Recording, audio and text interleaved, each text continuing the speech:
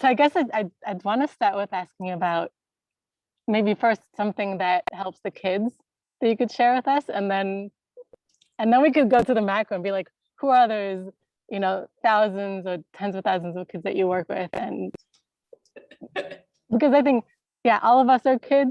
So Sure. We'll start with that and then kind of go to like what the amazing things that you do. Sure. Okay. Well, that's very sweet to say that and to start with. So just for context for anyone who's watching, we do emotional resilience programs with kids at CorStone. We mostly do them in India. Our largest programs are in India, but we also have programs in Kenya and Rwanda as well. And so the kids where we work in particular in India, although this is something that we hear all the time, really, no matter where we're working, it's this emotional resilience program. We frequently start out with the concept of character strengths, which comes from positive psychology from Marty Seligman's work, among others, many others, of course, have taken that up after his introduction to that. But we frequently will start out with kids identifying their top strengths and getting, a knowledge of who they are and what is strong and what is good about them. And what we hear from the kids so many times, and these are middle school kids for instance, in rural India, and what we hear from them so frequently from girls especially, is the line, nobody ever told us we had strengths. And that light bulb for them is just so powerful. I mean, it's so powerful to me, of course, to hear that too, that just identifying what's good about you, that, you have these things inside of you that nobody can take away, that nobody can say you don't have, for instance, that just can really change how they're thinking about what's possible in the world and what's possible for themselves. And it really can change a lot. I'll go sometimes to visit a school. We usually do these programs through schools. So we train school teachers to do the program and then do them with their kids. And, if I go to visit a school and I talk to the kids who've been doing the programs, I'll frequently start out with saying, hey, who wants to tell me one of their character strengths? And it's just amazing to see these kids they sort of pop up and they say, I'm curious. I love learning. I have zest. I have hope. Oh my God. So sweet to see all of these kids who just have, it's like a light bulb that turns on. And that's one of the things that we really like to start with in the program. And then, we move on to other things like learning where you feel emotions in your body and becoming aware of that. You are so sweet. And then how to apply that to your life. So, yeah. Wow. That's one of the most powerful things, I'd say, for us. Can we do that right now?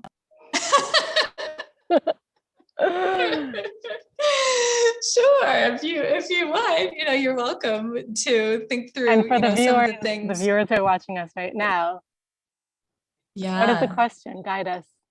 Kate. Yeah, well, so the way we usually do it is mainly I'm not sure if you are aware, maybe you Shalavid are, and other viewers may be aware too, but in the work of character strengths, there are 24 different character strengths. And they encompass a whole number of different strengths that are just the things that you draw upon every day to be who you are and what makes you bring good into the world, really. And so if you sort of think through the things that bring, that you feel like you bring to the world, that are your strengths, that are internal to you, these are not necessarily your talents. Maybe you draw on them to help with your talents, but there's a whole list of 24 of them. And usually with the kids, we'll introduce these 24 through a whole number of stories and examples and things like that.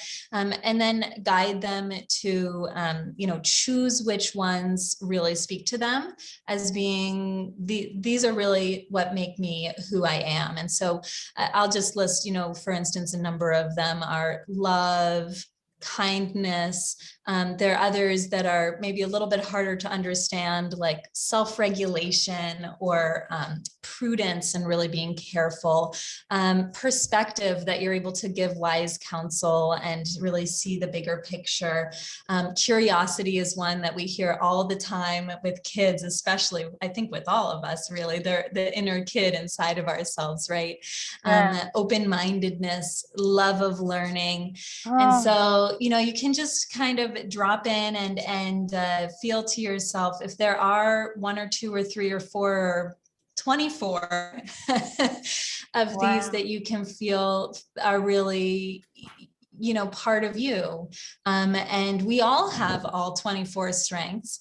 And in just different combinations, you can sort of think of it as your own little strength fingerprint, right? Of ones that come really naturally to you and make you who you are, and ones that, you draw on in certain situations. And so it's really powerful work, but I will say that it's not as powerful without having the list exact. Yeah. And so that's, I just see my internet connection is not great, so I'm trying to walk towards home a little bit. No problem. So just, because I was at Harvard with the course with, I heard so much about Martin Seligman, but, so Martin Seligman has been the head of the American Psychological Association, and he's based at the University of Pennsylvania, and he kind of coined the term positive psychology. And it's always so important for me to remind that positive, if you look at the dictionary definition, positive means constructive. It doesn't mean always smiling.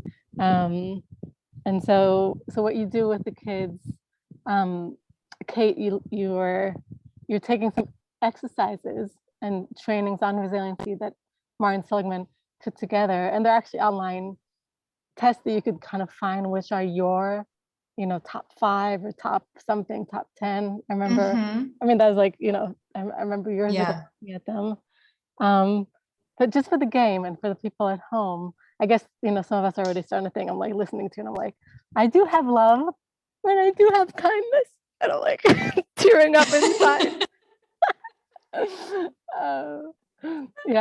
I've been that's the thing. And the way we do it with, go ahead, sorry, Charlotte. I was just dealing with something lately. I think we all deal with things, and suddenly remembering that I always have those characteristics, they're forever with me no matter what happens. It's just so nice to remember that. It's very soothing. And my mom was very religious, not extreme, but she likes all those spiritual things. And she sent me this video today. I listened to the first minute.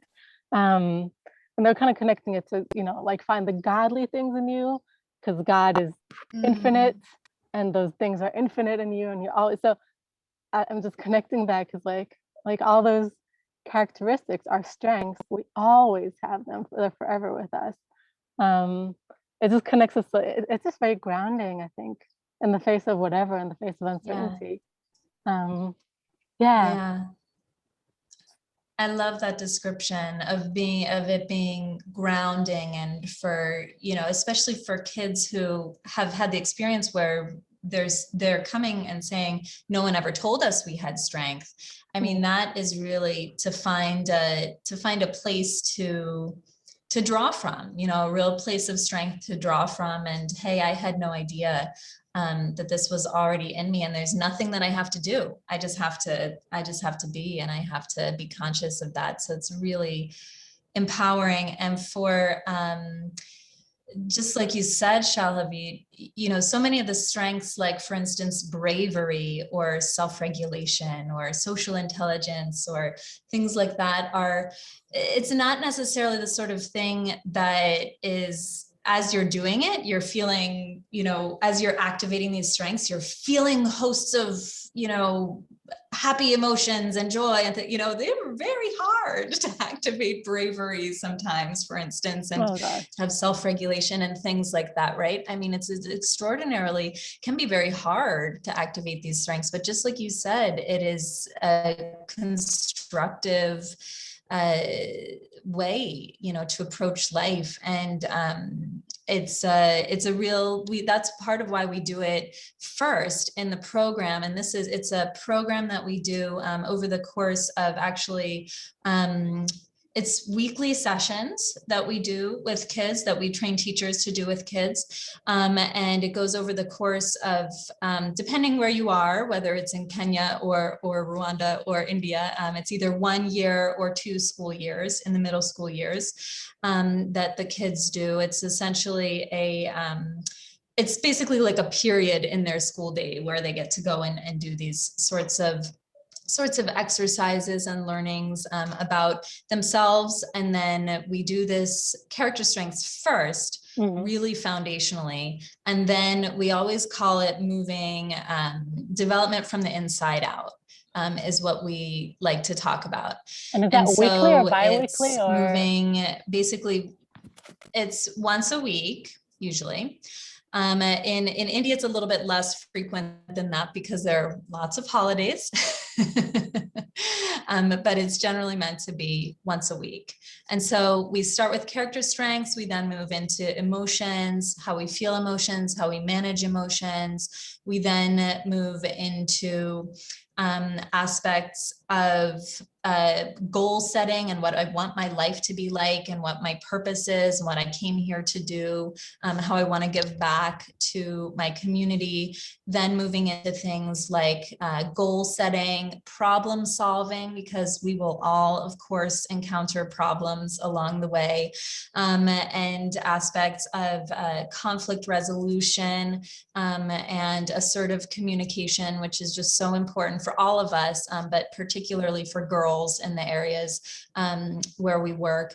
And then moving into, doing a number of projects together that we frequently call the peace projects or the reach out and help projects. It depends which program we're talking about. And for our flagship programs, we then, for Youth First and Girls First, which are our largest flagship program, we then move. Those are our programs that are mainly, the ones that are foundational for us, I guess. So we have a whole number of different programs at CorStone, and our real main programs are Youth First and Girls First, which is the ones that I'm mainly talking about right now, which are for kids, for middle school kids. And those are the ones that I know, Shahavid, you were saying maybe we could talk about more of the macro about how it all works together.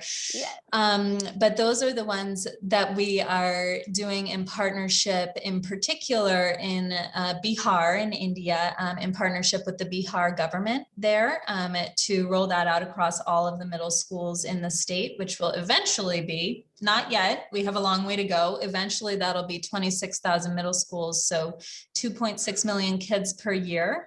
And that's for Youth First. And then for Girls First, which is our girls only program, we do that in a set of schools called KGBVs, which are residential schools just for girls, for the most marginalized girls in rural India. They are a network of about 3,500 schools across the country that have been set up by the government of India. And in Bihar, there are about 500 of them. And so we'll be also rolling out across all 500 of those schools to do the Girls First program there. So those are our two main programs. How did you get to do such a huge, incredible thing and such a huge, incredible leverage? Like working with the government, working with like big schools. I mean, I'm sure some people are watching, especially some of our younger listeners who are like, okay, that was a lie. Also older listeners, me. I'm like, how do you reach such a huge, I've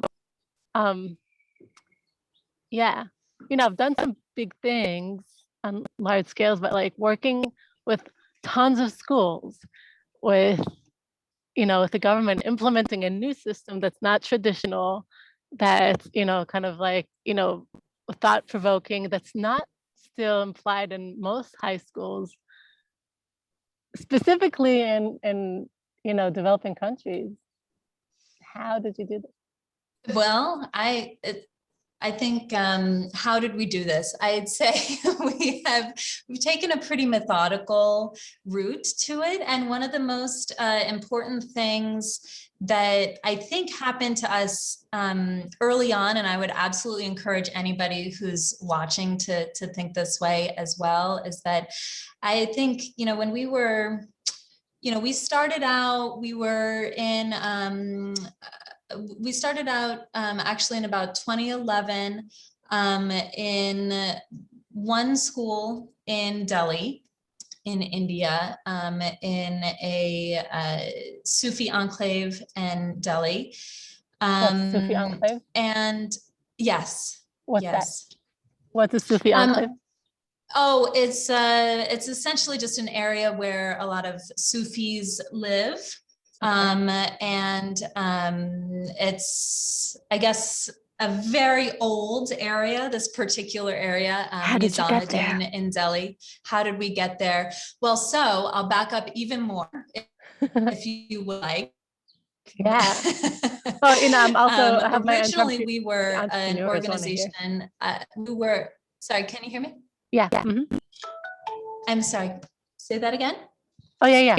I hear you perfectly. Sorry, we had a little bit of a connection problem there. Okay. So actually in 1975, we were actually established originally as the Center for Attitudinal Healing, which comes from the work of Jerry Jampolsky, who was a psychiatrist who really came up with the work of attitudinal healing. So it's something that we're continue to be based on. It's very based on the idea that frequently in life, we don't get to choose our circumstances, but we always have a choice about our attitudes, and we can always heal our attitudes, and we can always make a choice there.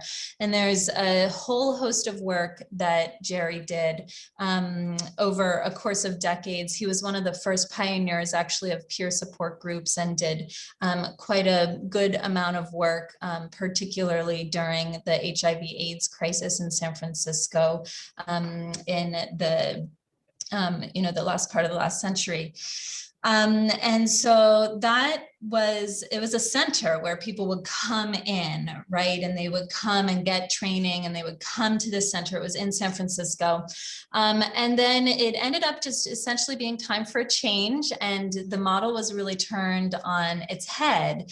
And instead of being a center where people came to get the work, it was decided to bring the work out to where it was needed the most. And we also added in at that time, this was around the time that our CEO, who also is my husband, Steve Leventhal, came on board in about 2008.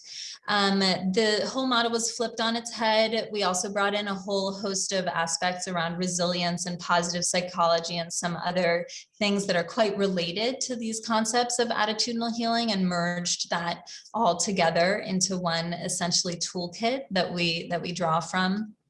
We also include things from restorative justice, restorative practices, and other social emotional learning aspects. And so we were starting to say, okay, so where is this needed most? And there was, initially we did a bit of research into certain places where we thought this would be most useful and needed. As we were thinking, particularly emerging economies, places where, there are starting to be opportunities, and, if people are able to access their own strengths to go out and get those opportunities, that could be, a real benefit for all.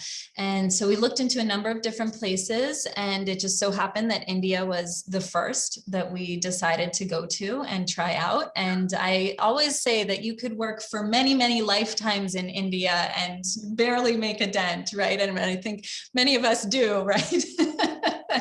So, we started in India, and, that has really been our main place that we've been working. And then we have since, expanded to Kenya and Rwanda as well.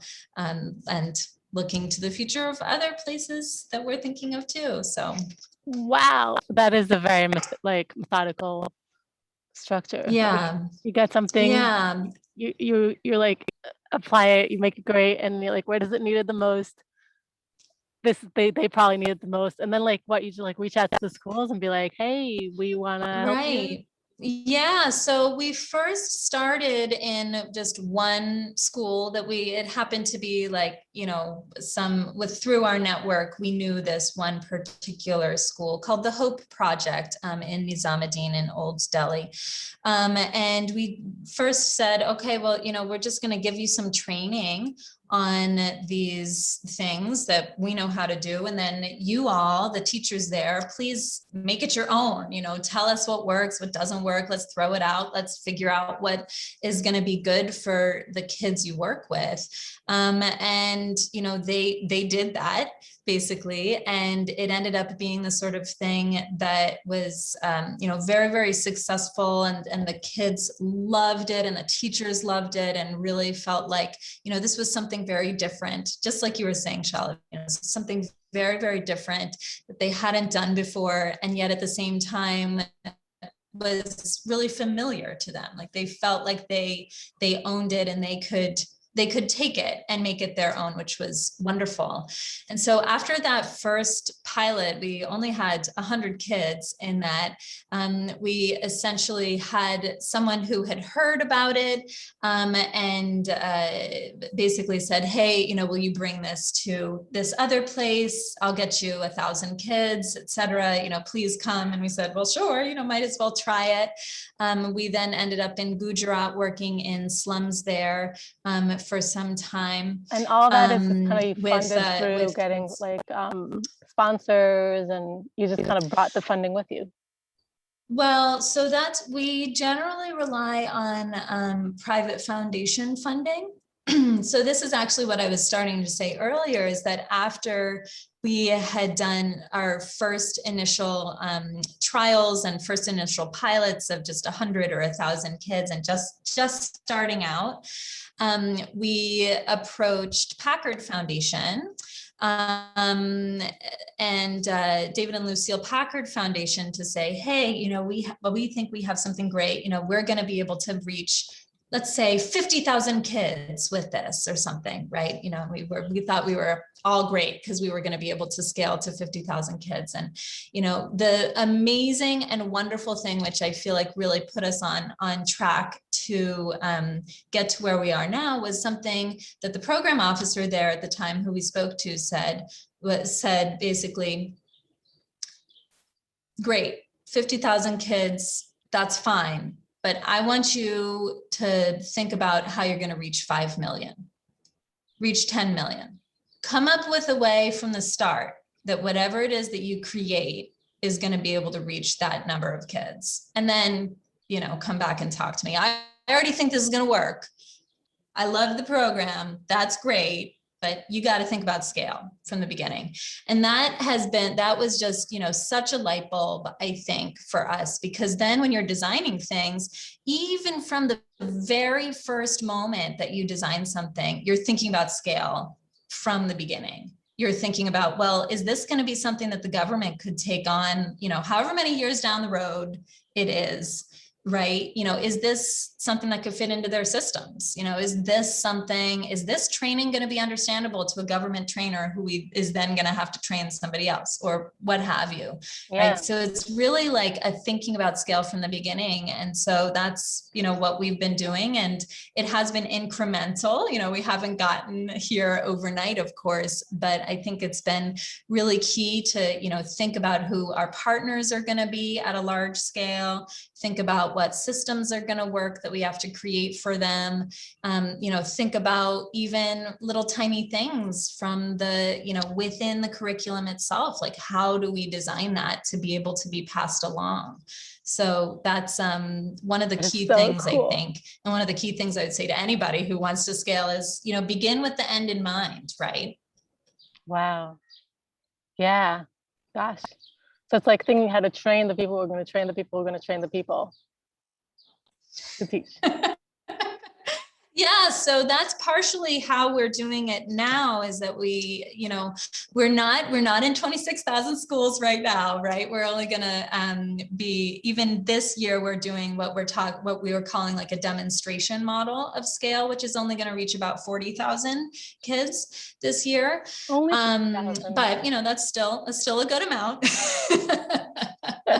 It's still a good amount, and it's demonstrating the systems that we are essentially training the government to do, and they'll complete the rollout then with our technical assistance.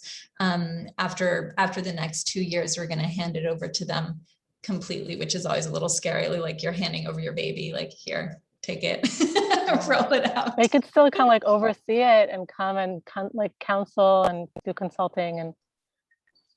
Wow. Yeah, we'll be moving into a technical assistance role. So that's exactly what we'll be doing, is, sort of in the background saying, hey, we're seeing you're encountering these challenges. Here's how we can help. Here's what we would advise, kind of thing. So, yeah. I just want to say that you made a difference to one kid. I can imagine 40,000. That is very kind. Thank very, you. very kind. Thanks. No, honestly, thank you. It's it really it makes a difference. Like you said, like we can't control a situation. You don't even know what I'm dealing with, right? And you don't know what the person who's watching us right now is dealing with, but we're all dealing with something. And you can't control the circumstance, but you really could control, your approach, your attitude, how you're being in the face of uncertainty. You could be kind, you could be loving, you could, you could find those characteristics and know that those are yours, independent of anything. Like your self-worth is independent of anything. And yeah, it's just very moving. And it's just like 40,000 kids. Oh my God. Well, and I think this sort of thing is particularly moving. We so frequently think of, when we do resilience work, sort of quote unquote resilience work, it's kind of just about ourselves, or, it's just about the individual, right? And like, oh, great, those 40,000 kids, or however many it is that we will eventually reach, hopefully more. Right? Of course, more. Right? Yeah. That, it's just about us and our own well-being. But the way in particular that the resilience work that we do, and the way that we have structured it and the way that it's really been received is more than that. There's a real multiplier effect for communities and for the way people and kids are really taking the work and applying it to social issues that they're encountering. So we pair for Youth First and Girls First, we pair this emotional resilience program along with a more, what you would think of as sort of like an adolescent health program that also talks about gender issues and reproductive and sexual health and things like that. We find that it's not just that kids are really just applying it to, I'm feeling better in the world, which is not a small feat, of course, that's really, really important, but they're also applying it to other social issues, like for instance, gender equality and, taking a stand, for instance, against early marriage, which is a real issue in the areas that we work, and the kids are frequently facing that. And they, are applying all of these skills to actually change things in their lives that have an effect also on their families and on their friends and on their communities as well. And we did actually a really interesting study that looked at the two components both separately as well as together, to see whether, if you just basically tell kids about gender equity and their rights and reproductive and sexual health, what happens there. And then if you combine that with an emotional resilience program and having a strong foundation of who you are, what you feel, how you make decisions, how you problem solve, how you talk to people, are there differences? And what we found actually is that if you do that emotional resilience work first for kids, it really is this foundation that amplifies all of the rest. And we saw actually amplified results that even though they hadn't gotten any more information about health or about gender equity or anything, they've just gotten this sort of strong inner foundation, that we're seeing improved gender equality attitudes, better ability, for instance, even to get health care when they need it, better ability to keep water clean, a whole host of health things that you wouldn't necessarily think emotional resilience would do for you, but it's like this unlocking and amplifying thing that we see. So it's not just sort of the individual, it can have this multiplier effect as well. Wow. I just hear like, these are things that wouldn't happen otherwise. Like if you're not empowered, you're just not in action. I mean, sometimes action brings power, but being philosophical. But that's just right. That's true though. Yeah, it's just so great. I'm I'm just so happy I could share your work with with the people right now that are with us. And I'm kind of like, I'm just really, like, Kate, you're my colleague and you're my friend. And I kind of feel like I should be talking to you about, like, at PosiFest, I usually like to bring like personal issues, but just like what you do with your life. It's just so cool and inspiring. And I just, I'm gonna feel like I'm geeking out with you about all these details, but like they really all make sense. And I feel like every person watching right now could take something for themselves, like, me taking something for myself, on resiliency and like planning ahead. And and being persistent, right? You started 2011, it's 2021, and you're there and you're making it. And 40,000 kids now, up to 5 million, and hopefully more. And hopefully this, breaking the glass ceiling, like not just India, but UK, United States, the traditional schools. It's just so, I guess my initial question was like, if there's such great programs, I know Martin Seligman does that in Australia with some schools. And I'm like, why is it not yet everywhere?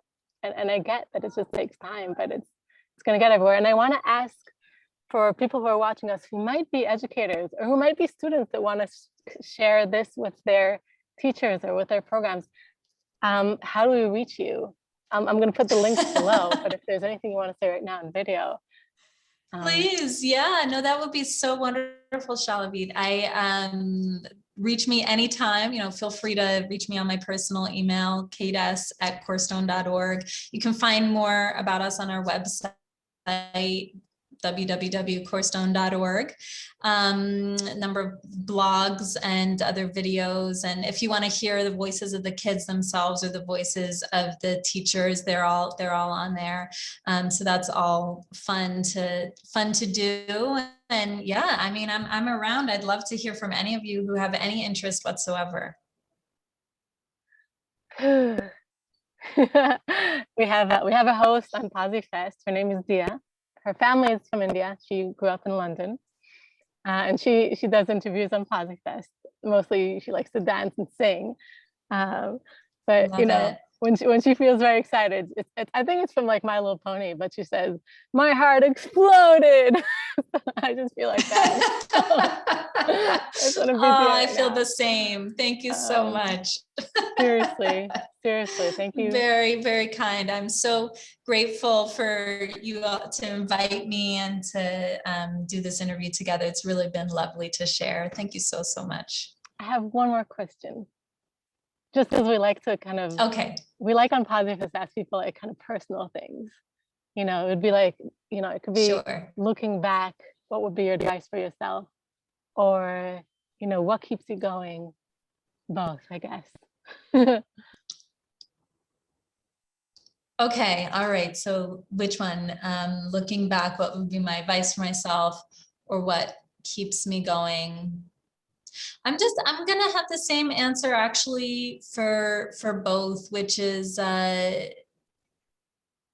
actually something that I was you were just saying that you were talking your mom, or your mom was guiding you, and I also have, my mom is so much my guide in so many ways, and also my grandmother. There's sort of a aspect of the female energy in our family is really very strong and wonderful and spiritual. And I was talking to her recently about, she actually had, I hope she doesn't mind, Mom, if you're watching, I hope you don't mind that I'm sharing this, that she had actually kept some of these journals for me while she was pregnant with me, and had, when I was just starting to grow up, and just as a little kid. And she just recently gave these to me. And I have my own kids. I have a 2-year-old and a 5-year-old.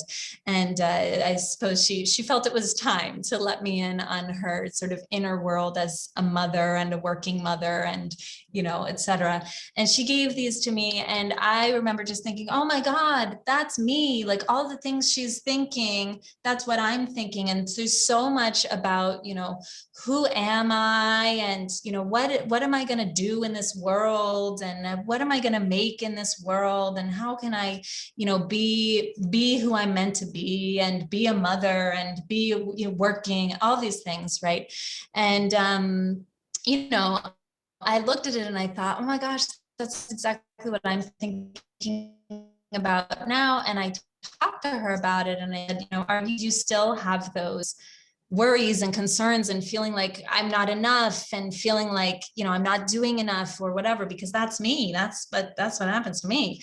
And she said, no, you know, I really don't have that anymore. And I said, oh my God, enlighten me, please. Tell me what I should really be thinking now. And she said, you know, I really learned this from my mother, so my grandmother, you know, when I was really watching her towards the end of her life, that really it's just, none of that matters. And it's just all about love.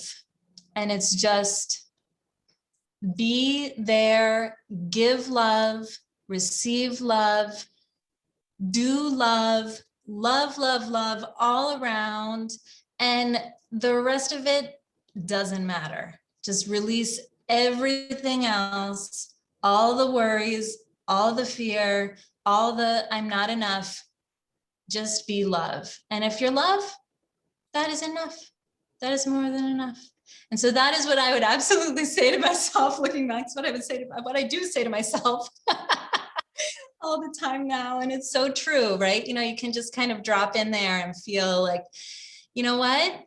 Right now, all I need to do is give love. That is literally all I need to do on this earth. And so that's how I get through. I forget exactly what the question, but that's what I like to come back to, I guess. And thanks, Mom, for enlightening all of us.